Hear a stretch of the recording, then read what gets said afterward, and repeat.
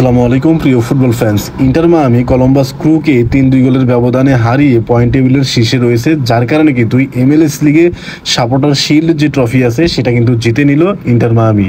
আর এই ম্যাচে Lionel Messi 2টি গোল করেছেন এবং লুইস সুয়ারেজ 1টি গোল করেছেন, যার কারণে কলম্বাস ক্রুকে কিন্তু 3-2 গোলে হারিয়েছে ইন্টার মায়ামি। একটু পয়েন্ট টেবিলের দিকে যদি তাকাই তাহলে দেখা যায় ইন্টার মায়ামি এখনো পর্যন্ত MLS লিগে 32টি ম্যাচ খেলে 68 পয়েন্ট অর্জন করেছে। দ্বিতীয় স্থানে থাকা কলম্বাস 31 ম্যাচে 57 পয়েন্ট। MLS লিগে এখনো পর্যন্ত ইন্টার মায়ামির 2টি ম্যাচ কিন্তু বাকি রয়েছে। এই 2টি ম্যাচেও যদি ইন্টার মায়ামি হারে তবুও কিন্তু তাদের পয়েন্ট 68 থাকবে।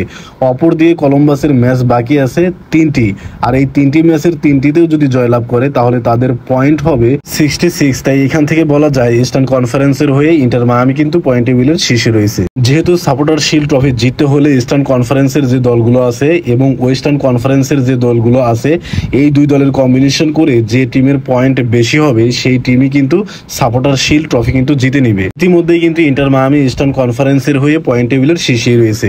এখন ওয়েস্টার্ন কনফারেন্স নিয়ে একটু কথা বলা যাক। ওয়েস্টার্ন কনফারেন্সের দিকে যদি তাকাই তাহলে দেখা যায় এখানে লা গ্যালাক্সি 32 ম্যাচে কিন্তু 59 পয়েন্ট নিয়ে সবার শীর্ষে রয়েছে। যেহেতু ভিডিওটি রেকর্ড করার সময় লা গ্যালাক্সির একটা ম্যাচ চলতেছে, সেখানে যদি লা গ্যালাক্সি এই ম্যাচে জয়লাভ করে তখন তাদের পয়েন্ট 59 থেকে 61 পয়েন্ট হবে, আর ম্যাচ বাকি থাকবে 2টি। পরবর্তী 2টি ম্যাচেও যদি লা গ্যালাক্সি জয়লাভ করে তাহলে তাদের পয়েন্ট 61+6 অর্থাৎ 67 পয়েন্ট কিন্তু হবে। অপরদিকে ইন্টার মায়ামির পয়েন্ট কিন্তু 68। আর ওয়েস্টার্ন কনফারেন্সের দ্বিতীয় স্থানে থাকা রিয়াল সল্ট কিন্তু 32 ম্যাচে 53 পয়েন্ট অর্জন করেছে, যার কারণে তাদের কিন্তু আর সুযোগ নেই এই সাপোর্টার শিল্ড পয়েন্ট টেবিলের শীর্ষে যাওয়া। MLS লিগের সাপোর্টার শিল্ড এবং কম্বাইন্ড পয়েন্টের দিকে যদি তাকাই তাহলে দেখা যায় এখানেও কিন্তু ইন্টার মায়ামি এগিয়ে রয়েছে।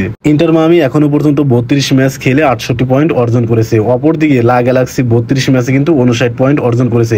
তার মানে লা গ্যালাক্সি পরবর্তী 2টা ম্যাচ যদি জয়লাভ করে আর ইন্টার মায়ামি যদি হেরেও যায় তবুও কিন্তু ইন্টার মায়ামির যে পয়েন্ট 68 সেটা কিন্তু আর ধরতে পারবে না। তাই পয়েন্ট টেবিল থেকে দেখা যাচ্ছে লা গ্যালাক্সির কিন্তু সাপোর্টার শিল্ড ট্রফি জেতার কোনো সম্ভাবনাই নেই। পয়েন্ট টেবিলের তৃতীয় স্থানে রয়েছে কলম্বাস। 31 ম্যাচে কিন্তু 57 পয়েন্ট অর্জন করেছে, আর ম্যাচ বাকি আছে 3টি। আর এই 3টি ম্যাচের 3টা ম্যাচেই যদি কলম্বাস জয়লাভ করে তাহলে তাদের পয়েন্ট হবে 57+9, 66 পয়েন্ট কিন্তু তারা অর্জন করতে পারবে। আর এদিকে ইন্টার মায়ামির পয়েন্ট হচ্ছে 68। তাই এখান থেকে সুস্পষ্টভাবে বোঝা যাচ্ছে যে MLS লিগে সাপোর্টার শিল্ড ট্রফি কিন্তু ইন্টার মায়ামি জিতে নিল।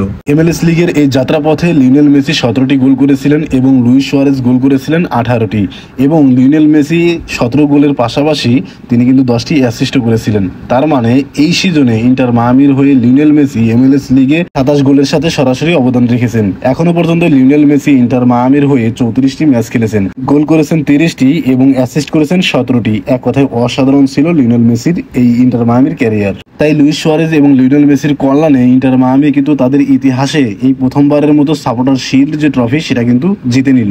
আর কলম্বাসের বিপক্ষে ইন্টার মায়ামির হয়ে লিওনেল মেসি যে 2টি গোল করেছিলেন সেই 2টি গোল নিয়েও কিন্তু বিশ্লেষণমূলক ভিডিও আসবে। অবশ্যই আমাদের চ্যানেলেই সাথেই থাকবেন। ধন্যবাদ।